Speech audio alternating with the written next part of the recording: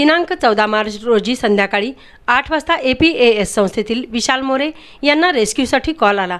त्यांनी सांगितले या जागेवर दुर्मिळ वन्यजीव आहे। तसेच विशाल मोरे, विवेक मोरे, प्रशांत राऊत, समीर किनाके, किशोर जेनेकर घटनास्थळी पोहोचले। पाहणी करत असताना घरासमोरील नालीमध्ये हे खवल्या मांजर आढळून आले।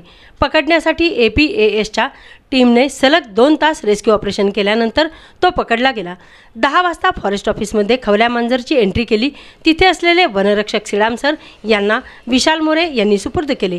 दुसऱ्या दिवशी खवल्या मांजर याचे मेडिकल करून जंगलामध्ये सोडून दिले। यावेळी वनरक्षक श्रीराम, ईश्वर लडके, वनरक्षक डोरलीकर उपस्थित होते। खवल्या मांजर हा दुर्मिळ असल्यामुळे त्याची ब्लॅक मार्केटमध्ये खूप मागणी आहे असं म्हणतात।